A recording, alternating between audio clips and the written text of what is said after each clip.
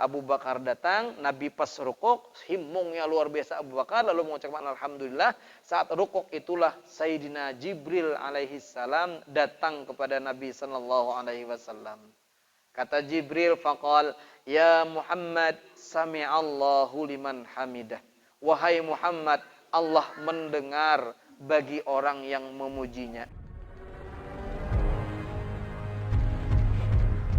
Jadi andai kita bawirid ya, andai kita bawirid, pina ada nang pina sembahyang, atau datang rombongan orang sembahyang, andai bacaan kita itu pacangan mengganggu, hendaknya kita turunkan volumenya.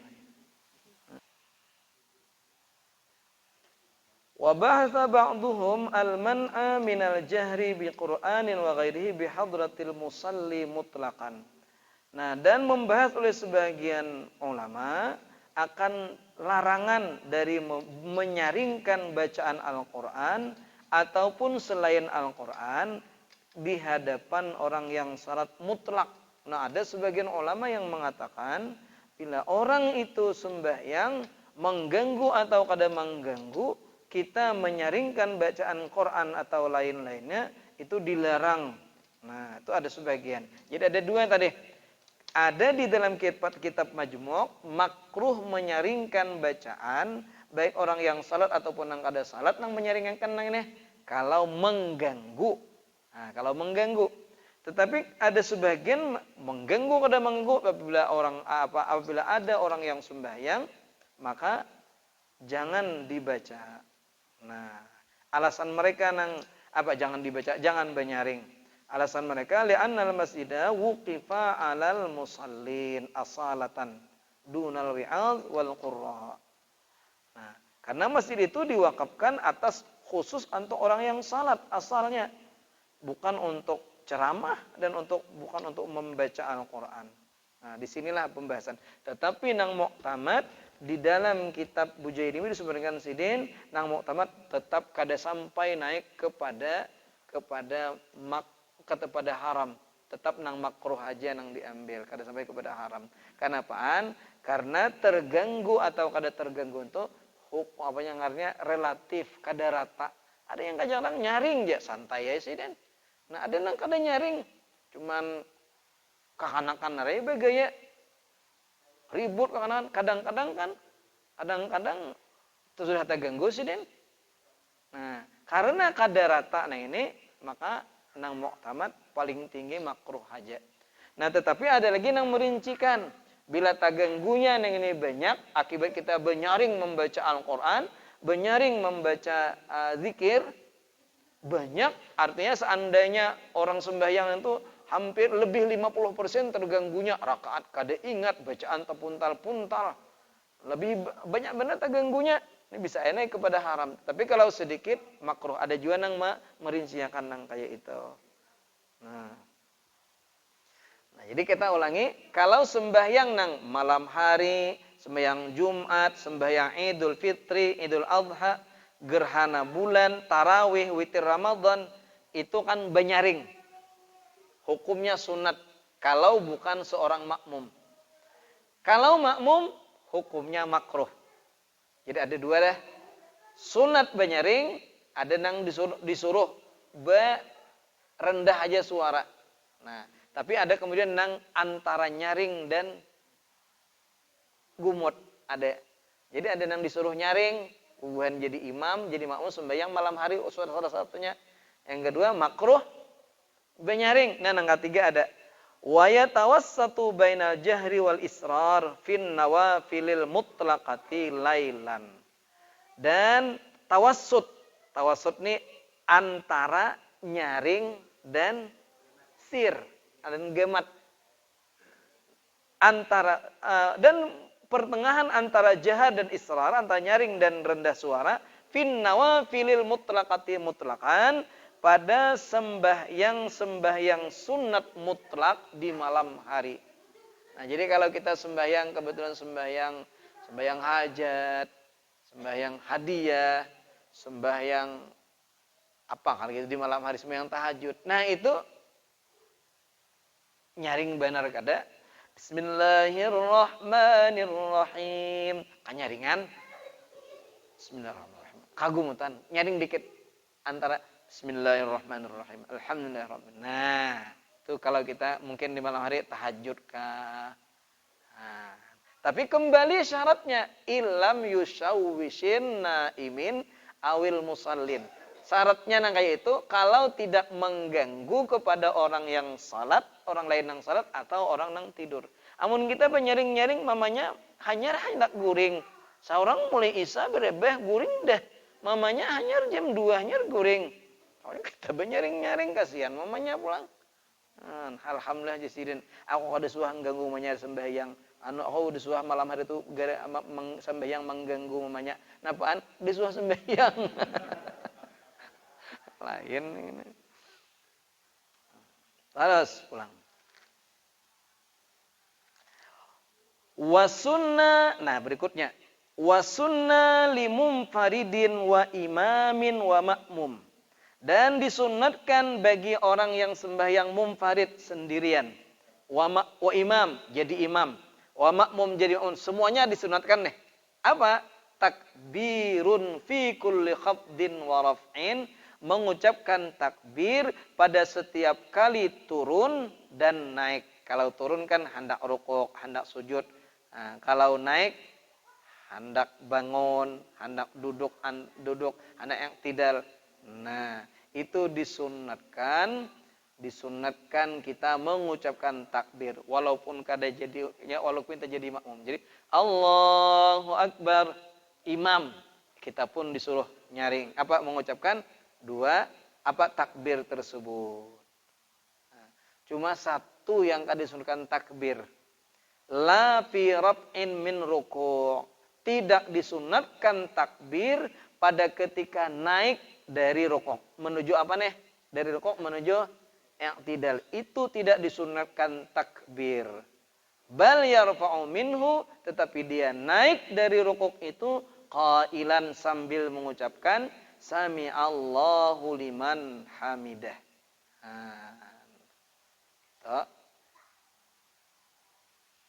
Sunat mengucap Sami Allah. Jadi dari seluruh perpindahan dari rukun ke rukun, baik turun ataupun naik, semua yang salat, baik yang sembahyang sendirian, imam ataupun jadi makmum, mengucapkan takbir kecuali bangkit dari rukuk.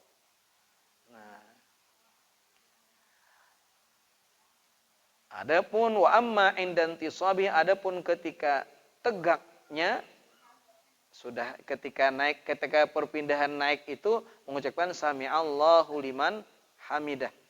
Nah, ketika sudah tegak lalu dia mengucapkan Rabbana lakal hamdu. Sunat Rabbana lakal hamdu. Nah, lalu ada pertanyaan, kenapa kadang mengucapkan Rabbana walakal hamdu? Kada pakai waw. Nah, ternyata dari seluruh ada Rabbana walakal hamdu, ada Rabbana lakal hamdu. Dalam mazhab Syafi'i yang paling afsah, yang paling fasih bacaan itu bidunil waw, tanpa waw. Nah, timbul pertanyaan, kenapa pada saat sami Allahu liman hamidah itu kita ucapkan ketika bangkit dari rukuk ke i'tidal kita mengucap sami Allahu liman hamidah, sementara dari seluruh perpindahan itu semuanya takbir Allahu Akbar. Kenapa? Nah, rupanya ada sebabnya. Was-sababu fi sunni sami Allahu liman hamidah. Sabab disunatkannya mengucapkan sami Allahu liman hamidah ketika bangkit dari rukuk, An-Siddiq radhiyallahu anhu, bahwasanya Abu Bakar As-Siddiq radhiyallahu anhu, ma fatathu salatun khalfa Rasulillah sallallahu alaihi wasallam qattu. Tidak pernah lepas salat berjamaah di belakang Nabi sallallahu alaihi wasallam. Jadi tidak pernah sekalipun Sayyidina Abu Bakar As-Siddiq itu lepas daripada sembahyang berjamaah. Mulai disunatkannya, dianjurkannya sembahyang berjamaah sampai diriwayatkannya saat itu kada pernah sidin ketinggalan sembahyang berjamaah. Padahal sidin itu orang sugih. Di kita ada sugih je, orang cak luputnya. Kayak pamun sugihnya. Faja'a yauman waktu salatil asri. Maka tiba-tiba pada suatu hari datanglah waktu salat asar. Kan orang dulu nangin tuh pakai mic kada. Kada ada pakai mic. Wallahu alam jam, mungkin kada ada juga jam. Jadi sehingga menjaga waktu ini memang masing-masing konsentrasi. Beda lawan kita. Mic sebelah jamaah sana ngaji muammar. Sebelah sini Imam Sudais, sebelah situ napanya Misyari Rasid Al-Mubarak Ustadz. Subhanallah, kan ada perhatiannya. Tapi orang dulu nengin tuh kada ada mic, kada ada jam. Nah, rupanya karena asik dengan sesuatu pekerjaan, fadhanna annahu fatathu ma'a Rasulillah sallallahu alaihi wasallam. Sehingga rupanya asik, baru sadar matahari sudah agak condong ke barat. Dalam hati ini kada sawat lagi aku nih.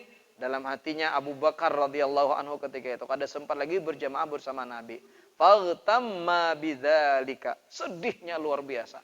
Karena orang-orang terdahulu nangin tuh jangankan ketinggalan sembahyang berjamaah, ketinggalan takbiratul ula, masbuk aja mereka berkabung sampai 3 hari. Kalau kada sampai kada sempat berjamaah sama sekali, itu seminggu bersedihnya.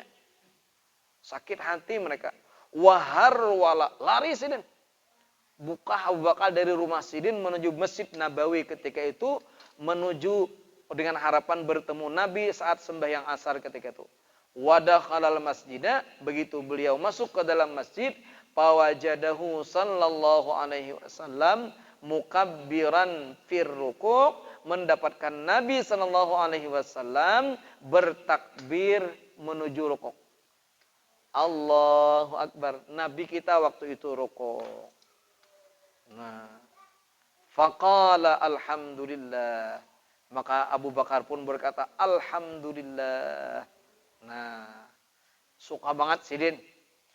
Wa kabbara khalfahu sallallahu alaihi wasallam, lalu bertakbir di belakang Nabi sallallahu alaihi wasallam.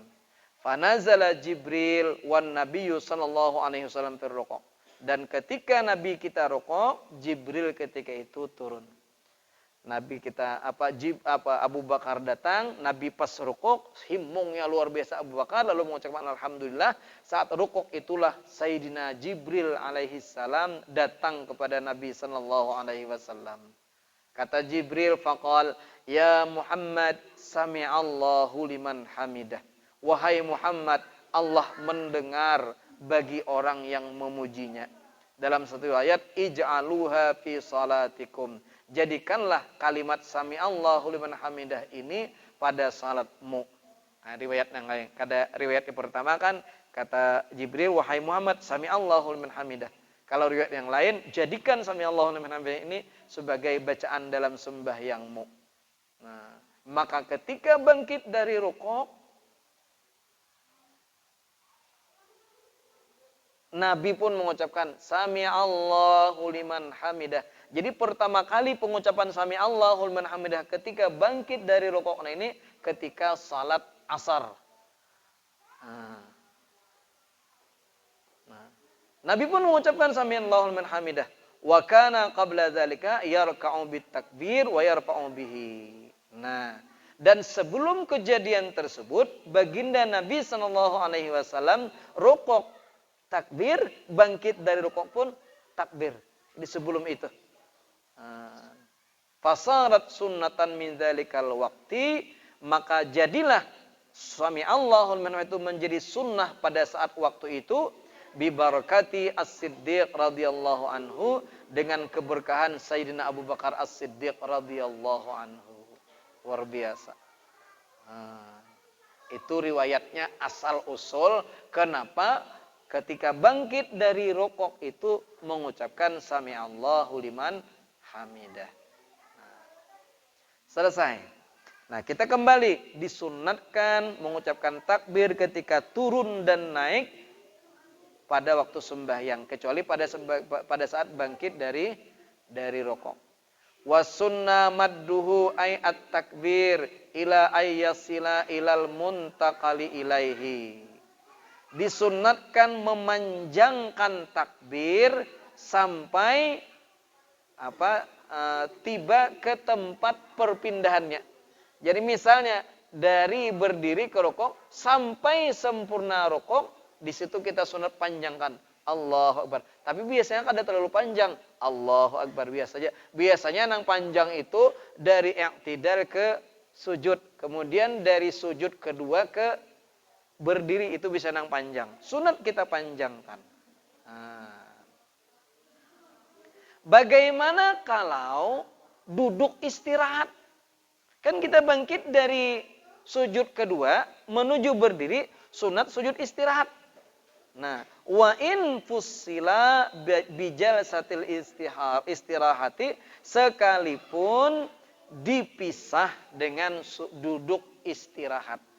Jadi walaupun dipisah lawan duduk istirahat, tetap kita panjangkan. Lokwai ketika sampai ke sujud, Allahu Akbar. Bangkitnya tuh kada berbunyi lagi, kada. Kita panjangkan walaupun duduk istirahat. Bangkit dari sujud, Allah, duduk istirahat tetap Allah sampai Allahu Akbar. Ketika pas sekurang-kurang minimal, sekurang-kurang berdiri, lepas lewat daripada batas sekurang-kurang rukuk, itulah sampai di sana bernya. Kemudian wasunna jahrun bihi, disunatkan menyaringkan takbir.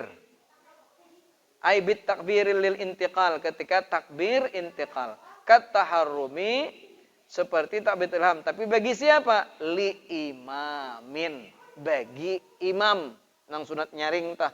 Jadi semuanya sunat bertakbir, cuma nang disunatkan nyaring cuman imam. Nah, wa kadza muballighun, dan seperti itu juga muballigh ihtija ilaihi, yang dihajatkan kepadanya. Jadi nang disunatkan berdua aja, imam lawan muballigh. Wadah kita ini kada pakai muballigh. Siapa muballigh? Bila kita mendengar imam di Mekah, Allahu Akbar, ajar si imam, Allah, ada yang nyaring, Allahu Akbar. Nah, nang singgik nang into, iya tuh namanya muballigh. Nah, cuma dalam mazhab kita disunatkannya muballigh ini menyaringkan suara apabila dihajatkan. Artinya seandainya kada pakai muballigh, suara imam nang ini kada sampai ke seluruh jamaah, baru disunatkan muballigh menyaringkan takbir. Nah, kalau sudah mendengar saja suara imam, suara imam ini sampai saja ke seluruh jamaah tanpa perlu muballigh, maka kada disunatkan bagi muballigh menyaringkan. Nah, makanya wadah kita ini kenapa kada pakai itu? Karena wadah kita nang ini disunatakannya muballigh ini menyaringkan, pakai muballigh, ya, pakai menyaringkan itu ketika dihajatkan. Rupanya di Mekah itu mazhab Imam Ahmad bin Hambal, walaupun sampai suara imam ini kepada seluruh jamaah, tetap disunatakan muballigh. Nah, makanya seandainya nih langgar kita nih luas. Mungkin suatu saat luas, misalnya karena pas hari raya misalnya lapangan bola nih tinggi sudah, siapa akan menimbukakan kena sampai rupanya wallahu a'lam mungkin terjadi banyak orangnya sampai ke ujung sampai ke padang parupuk sita, ternyata lampu mati. Nah, lampu mati, imam kebetulan kada nyaring, seekong terjadi muballigh nyaringi aja Allah, kan mereka ada kayak orang Makkah asal nyaring. Sunat aisidin. Tetapi kalau didengar, kalau masih didengar aja suara imam, kada perlu. Nah, ini bisa terjadi dahulu.